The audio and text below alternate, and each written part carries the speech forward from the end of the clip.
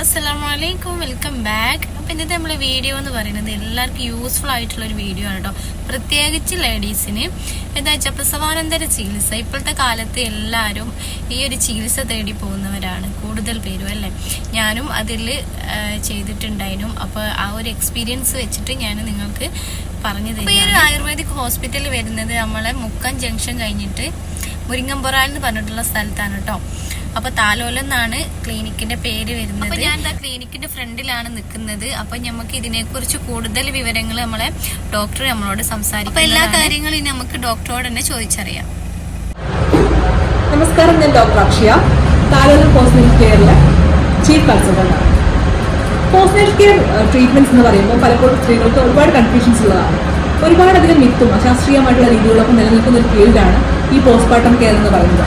കുറേ എണ്ണ തേച്ച് കുറേ തിളച്ച വെള്ളം ഒഴിച്ച് പറഞ്ഞു കഴിഞ്ഞാൽ പോസ്റ്റ്നേറ്റൽ കെയർ ആയി, അതുപോലെ കുറച്ച് അരിഷ്ടവും കഷായം കൂടെ ഒന്നിച്ച് മിക്സ് ചെയ്ത് കഴിച്ചു കഴിഞ്ഞാൽ പോസ്റ്റ്നേറ്റൽ കെയർ ആയി എന്ന് വിചാരിക്കുന്ന ഒരു സിസ്റ്റം ഉണ്ട്. പക്ഷേ ഇത് ശാസ്ത്രീയമായിട്ട് ചെയ്യുമ്പോൾ മാത്രമാണ് നമ്മുടെ ശരീരത്തിന് ഉതകുന്ന രീതിയിൽ നമ്മുടെ ഗർഭാശയത്തിനെ ഹെൽപ്പ് ചെയ്യുന്ന രീതിയിലുള്ള ഒരു പോസ്റ്റ്നേറ്റൽ കെയർ ആയിട്ട് മാറുള്ളൂ.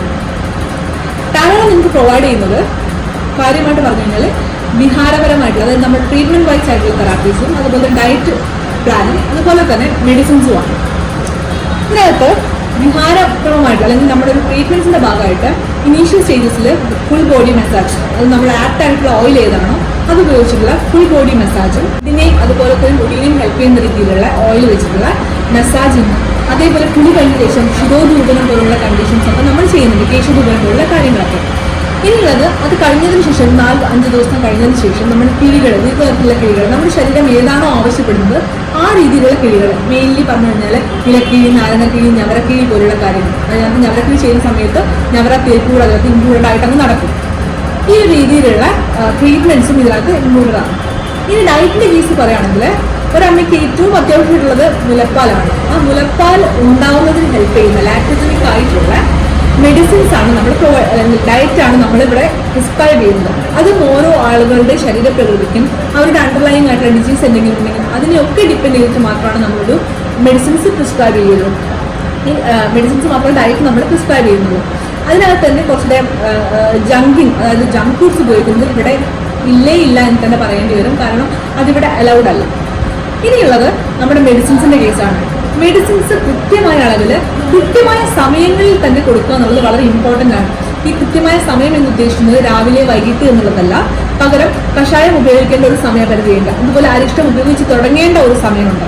ആ ഒരു രീതിയിൽ മാത്രമേ ഇവിടെ മെഡിസിൻസ് പ്രൊവൈഡ് ചെയ്യുന്നുള്ളൂ. അതുപോലെ എല്ലാ മരുന്നും എല്ലാവർക്കും യോജിക്കുന്നതല്ല. അപ്പം പേഷ്യന്റിന് ആപ്റ്റ് ആവുന്ന മരുന്ന് ഏതാണോ അത് നോക്കിയിട്ട് മാത്രമാണ് നമ്മൾ എന്ത് ചെയ്യാം ഈ മെഡിസിൻസും പ്രിസ്ക്രൈബ് ചെയ്യുന്നത്. പിന്നെ ഏറ്റവും വളരെയധികം ശ്രദ്ധിക്കേണ്ടത് കുഞ്ഞിന്റെ ആരോഗ്യത്തെ ഒരിക്കലും അല്ലെങ്കിൽ കുഞ്ഞിന്റെ സ്വസ്ഥതയെ നഷ്ടപ്പെടുത്തുന്ന രീതിയിലായിരിക്കും നമ്മൾ മെഡിസിൻസ് പ്രിസ്ക്രൈബ് ചെയ്യുന്നത്. പലപ്പോഴും മെഡിസിൻസ് എടുത്തു കഴിഞ്ഞാൽ കുഞ്ഞുങ്ങൾ റെസ്റ്റ്ലെസ് ആവുന്ന അവസ്ഥകൾ ഉണ്ടാവാറുണ്ട്. പലപ്പോഴും നമ്മൾ ഈ മഞ്ഞളൊക്കെ വരി കൊടുക്കുന്ന സമയത്ത് കുഞ്ഞിന് കുറച്ചൊരു കൺവൾഷൻസ് പോലുള്ള കണ്ടീഷൻസ് ഉണ്ടാവാനുള്ള ചാൻസസ് ഉണ്ട്.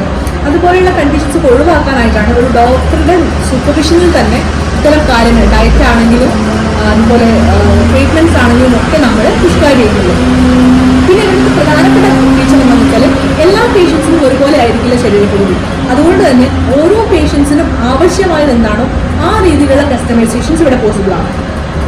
ഇനി താലോലത്തിന്റെ എക്സ്ട്രാ ഫീച്ചർ എന്ന് പറഞ്ഞിട്ടാണെങ്കിൽ നമുക്ക് കോസ്മെറ്റോളജിക് ആയിട്ടുള്ള തെറാപ്പീസ്, നമുക്ക് പറയുകയാണെങ്കിൽ നവറ ഫേഷ്യൽ പോലുള്ള കാര്യങ്ങൾ, മൂവായിരം വെച്ചുള്ള ഫേഷ്യൽ മസാജസ്, അങ്ങനെയുള്ള കോസ്മെറ്റോളജിക് തെറാപ്പീസൊക്കെ നമ്മളിവിടെ പ്രൊവൈഡ് ചെയ്യുന്നുണ്ട്. ആ പ്രൊവൈഡ് ചെയ്യുന്നത് നമ്മളൊരു additional charges beyond this package നമ്മൾ ചാർജ് ചെയ്യുന്നുണ്ടാവും. ഇത്രയൊക്കെയാണ് നമ്മുടെ താലോലത്തിന്റെ പോസ്റ്റ്നേറ്റൽ കെയറിനെ കുറിച്ച് പറയാനുള്ളത്. ഇനിയിപ്പം താലോലത്തിന്റെ ബേസിൽ തന്നെ നമുക്കൊരു ആയുർവേദ ക്ലിനിക് ഉണ്ട്. അവിടെ ലോക്കലായിട്ടുള്ള തെറാപ്പീസും കാര്യങ്ങളൊക്കെ നമ്മളിവിടെ പ്രൊവൈഡ് ചെയ്യുന്നുണ്ട്.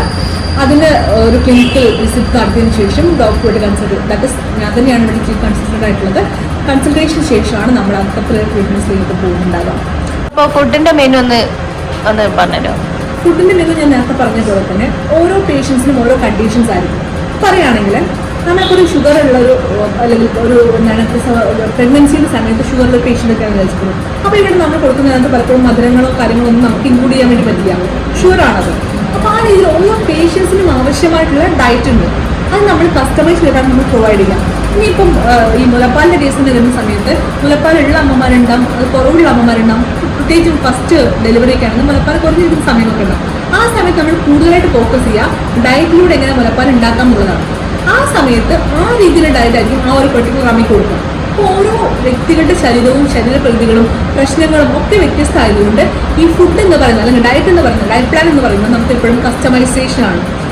അതായത് നമ്മുടെ ഡോക്ടർ രോഗിയെ കണ്ട ശേഷം നമ്മൾ അവരുടെ ശരീരത്തിനും അവരുടെ ആവശ്യം എന്താണോ അതിനൊക്കെ അനുസരിച്ചുകൊണ്ടാണ് നമ്മൾ പലപ്പോഴും ഡയറ്റ് പ്രിസ്ക്രൈബ് ചെയ്യുക. ഇതിൽ പ്രധാനപ്പെട്ട ഒരു കാര്യം എല്ലാവരും ഫേസ് ചെയ്യുന്ന ഒരു പ്രശ്നമാണ് പ്രഗ്നൻസിക്ക് ശേഷമുള്ള വെയിറ്റ് ഗെയിൻ. അപ്പോൾ നമ്മൾ അങ്ങനെയുള്ള പേഷ്യൻസിനൊക്കെ നമ്മൾ കൂടുതലായിട്ട് ഒരുപാട് വെയിറ്റ് ഗെയിൻ ചെയ്യാതെ എന്നാൽ മസിൽ മാസ് നഷ്ടപ്പെടാത്ത രീതിയിൽ ഒരു ഡയറ്റ് പ്ലാൻ ഒക്കെ ആയിരിക്കും നമ്മളിവിടെ കൊടുക്കുന്നുണ്ടാവും. പ്രത്യേകിച്ചും പ്രോട്ടീൻ റിച്ച് ആയിട്ടുള്ള ഫുഡുകളായിരിക്കും നമ്മൾ കൂടുതൽ പ്രിസ്ക്രൈബ് ചെയ്യുക. പിന്നെ ഒരു പ്രധാനപ്പെട്ട പ്രശ്നമുള്ളത് പ്രഗ്നൻസിക്ക് ശേഷം അല്ലെങ്കിൽ ഡെലിവറിക്ക് ശേഷം വരുന്ന കോൺസ്റ്റിപ്പേഷൻ പോലുള്ള കാര്യങ്ങളാണ്. നമ്മൾ പലപ്പോഴും മരുന്നുകൾ അപ്രോപ്രിയേറ്റ് ആയിട്ട് ഉപയോഗിച്ചില്ലെങ്കിൽ കോൺസ്റ്റിപ്പേഷൻ വരാനുള്ള ചാൻസസ് വളരെ കൂടുതലാണ്. ആ സമയത്ത് നമ്മുടെ ഫൈബറിനെയും വളരെ നല്ല രീതിയിൽ കൺസിഡർ ചെയ്യേണ്ടി വരും ഫുഡിനകത്ത് ഇൻക്ലൂഡ് ചെയ്യാനായിട്ട്. അപ്പോൾ ഓരോ പേഷ്യൻസിനെയും ആവശ്യത്തിനനുസരിച്ചുള്ള കസ്റ്റമൈസ്ഡ് ആയിട്ടുള്ള ഫുഡായി അല്ലെങ്കിൽ ഡയറ്റ് പ്ലാൻ ആയിരിക്കും നമ്മളിവിടെ പ്രൊവൈഡ് ചെയ്യുന്നുണ്ടാവും. സംശയം കൂടി ഉണ്ട്, ബേബി ബാത്ത് ഒക്കെ എങ്ങനെയായിരുന്നു? ബേബി ബാത്ത് എന്ന് പറഞ്ഞാൽ നമ്മുടെ പ്രസവം കഴിഞ്ഞ് വന്നു കഴിഞ്ഞാൽ ശരിയായ രീതി എങ്ങനെയാണെന്ന് വെച്ച് കഴിഞ്ഞാൽ ബേബിയുടെ പൊക്കിൾക്കൊടി പോയതിനു ശേഷം മാത്രം നമ്മൾ വെള്ളം ആ കുഞ്ഞിന് മുകളിലേക്ക് ഉപയോഗിക്കാൻ വേണ്ടി പാടുള്ളൂ. അതുവരെ നനച്ച് കൊടുത്തെടുക്കുകയാണ് ചെയ്യുക. എന്നാൽ അത് ബിയോണ്ട് 9 days പോകാനും പാടില്ല. നോർമലി ഒരു 1 വീക്കിലൊക്കെ തന്നെ എന്താണ് പൊക്കിൾക്കൊടി അറിഞ്ഞ് മാറാറുണ്ട്. പിന്നെ ശ്രദ്ധിക്കേണ്ട ഒരു കാര്യം, നമ്മൾ ഓയിലൊക്കെ ഉപയോഗിച്ചിട്ടാണ് നമ്മൾ ബേബിനെ കുളിപ്പിക്കുക. ബേബി പുതിയൊരാളാണ്, നമ്മുടെ ഭൂമിയിലേക്ക് പുതിയൊരാളായതുകൊണ്ട് തന്നെ ആ അറ്റ്മോസ്ഫിയറായിട്ട് ഒന്ന് അഡ്ജസ്റ്റ് ആവാനായിട്ട് കുറച്ച് സമയം എടുക്കും. അപ്പോൾ നമ്മൾ ഉപയോഗിക്കുന്ന എണ്ണയും പ്രൊഡക്റ്റുകളൊക്കെ അത്രത്തോളം ക്വാളിറ്റി ഉള്ളതായിരിക്കണം, അതേപോലെ എല്ലാവർക്കും ചൂട്ടാവുന്നതുമായിരിക്കണം.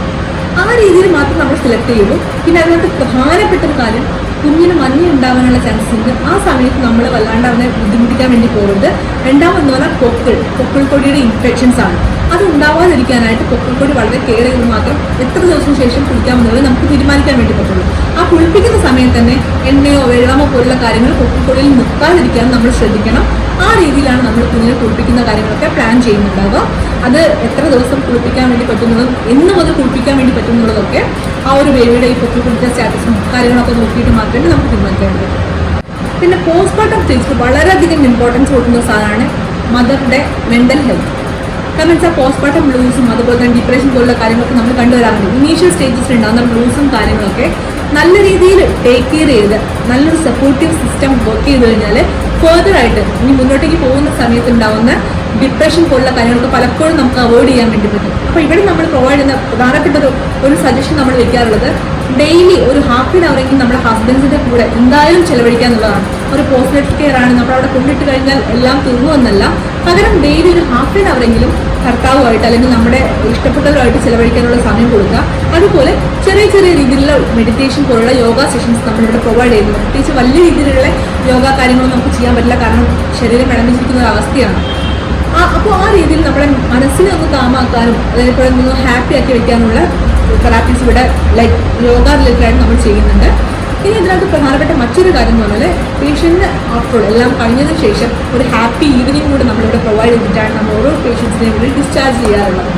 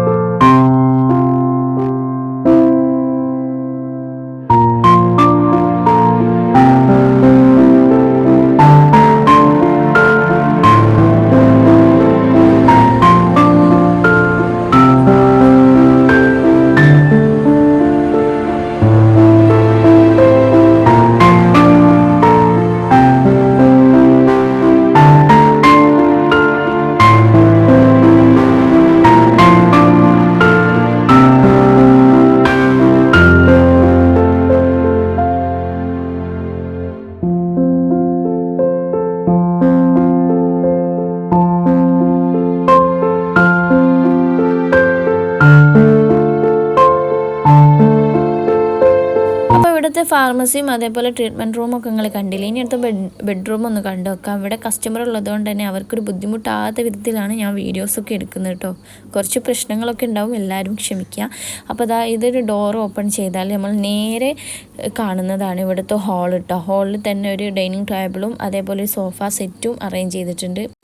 വാഷ് ബേസ് ഒരു കോർണറിലുണ്ട്. പിന്നെ ഡൈനിങ് ഹാളും അതേപോലെ ഒരു കിച്ചണ്, 2 ബെഡ്റൂം, അറ്റാച്ച്ഡ് ടോയ്ലറ്റും ആണ് കേട്ടോ ഇതിലുള്ളത്. അപ്പോൾ ഒന്ന് AC മറ്റൊന്ന് നോൺ AC ആണ്. ക്ലീനിങ്ങിനെ കുറിച്ച് പറയുകയാണെങ്കിൽ പക്ക നല്ല നീറ്റ് ആൻഡ് ക്ലീൻ ആണ്. ടോയ്ലറ്റ്, ബെഡ്റൂം, കിച്ചണൊക്കെ തന്നെ. പിന്നെ ഒരു കാര്യം, നമ്മളിപ്പോൾ ഡെലിവറി കഴിഞ്ഞിട്ട് ആദ്യമൊക്കെ വീട്ടിൽ തിന്നതിനും നമ്മൾ പ്രസവ ശുശ്രൂഷ, ഇപ്പം നമ്മൾ തിരിച്ചിട്ട് ഇതുപോലെ ആയുർവേദിക് ഹോസ്പിറ്റലിലേക്ക് ഈ ഒരു ട്രീറ്റ്മെൻറ്റ് എല്ലാവരും തിരഞ്ഞെടുക്കാൻ കാരണം എന്താണെന്ന് വെച്ചാൽ, നമ്മൾ ഡെലിവറി കഴിഞ്ഞ് വരുമ്പോൾ ബാക്ക് പെയിനും കാര്യങ്ങളൊക്കെ കൂടുതലുണ്ടാവും അല്ലേ. ഓൾറെഡി ഉള്ളവരാണെങ്കിലും ഉണ്ടാവും. അപ്പോൾ വീട്ടിൽ നിന്ന് നമുക്ക് അധികം കെയർ കിട്ടൂല. അപ്പോൾ ഈ ഇങ്ങനത്തെ ആയുർവേദ ഹോസ്പിറ്റലിലൊക്കെ വരുമ്പോൾ നന്നായിട്ട് തന്നെ അവർ ഉഴിഞ്ഞിട്ട് നമ്മളെ, അതേപോലെ വയറ്, ഇതേപോലെ ബാക്ക് പെയിനൊക്കെ ഉള്ളവർക്ക് നന്നായിട്ട് തന്നെ ഒഴിഞ്ഞിട്ട് അവർ നല്ല രീതിയിൽ നമ്മളെ ബാക്ക് പെയിനും കാര്യങ്ങളൊക്കെ മാറ്റിയെടുക്കും. അതുകൊണ്ട് തന്നെ വീട്ടിൽ നിന്ന് കിട്ടുന്നതിനെക്കാട്ടിലും ഡബിൾക്ക് നമ്മൾക്ക് ഇങ്ങനത്തെ ഓരോ ആയുർവേദ ഹോസ്പിറ്റലിൽ വന്നിട്ട് ട്രീറ്റ്മെൻറ്റ് ചെയ്യുമ്പോൾ അതിൻ്റേതായ മാറ്റങ്ങളുണ്ടാവും കേട്ടോ. ഞാനും ഇതുപോലെ ഇങ്ങനത്തെ എൻ്റെ ചെറിയ മോളെ ഡെലിവറി കഴിഞ്ഞപ്പോൾ ഞാൻ ഇതുപോലെ ആയുർവേദിക് ഹോസ്പിറ്റലിൽ ഞാൻ ട്രീറ്റ്മെൻറ്റ് എടുത്തതാണ്. അതിൽ എനിക്ക് ഒരുപാട് മാറ്റങ്ങൾ വന്നതുകൊണ്ടാണ് ഞാൻ പറയുന്നത്. അപ്പം വീട്ടിൽ നിന്ന് കിട്ടുന്ന കെയറിനെക്കാട്ടിലും ഒന്നുകൂടി നമുക്ക് ബെറ്റർ ഇതുപോലത്തെ ആയുർവേദിക് ഹോസ്പിറ്റലിൽ ട്രീറ്റ്മെൻറ്റ് ചെയ്യുന്നതായിരിക്കും. ട്രീറ്റ്മെൻറ്റിനെ കുറിച്ചും പോസ്റ്റ്മോർട്ടം കെയറിനെ കുറിച്ചും അതേപോലെ ബേബി ബാത്തിനെ കുറിച്ചൊക്കെ ഡോക്ടർ മുമ്പ് സംസാരിച്ചാൽ നിങ്ങൾ കേട്ടിട്ടുണ്ടാവും. ഇതിനെക്കുറിച്ച് കൂടുതൽ എൻക്വയറീസിന് വേണ്ടിയിട്ട് സ്ക്രീനിൽ കാണുന്ന നമ്പറിൽ കോൺടാക്ട് ചെയ്താൽ മതിയാവും. കറക്റ്റ് പ്ലേസും കാര്യങ്ങളൊക്കെ ഞാൻ ഇൻട്രോയിൽ പറഞ്ഞിട്ടുണ്ട്. വീഡിയോ ശ്രദ്ധിച്ചൊക്കെ മനസ്സിലാവും. അപ്പോൾ നമ്മളെ വീഡിയോ ഇവിടെ വൈൻഡപ്പ് ചെയ്യാണ്. ഇഷ്ടപ്പെട്ട എല്ലാവരും ലൈക്ക് ചെയ്യാനും സബ്സ്ക്രൈബ് ചെയ്യാനും ഷെയർ ചെയ്യാനും മറക്കരുത്.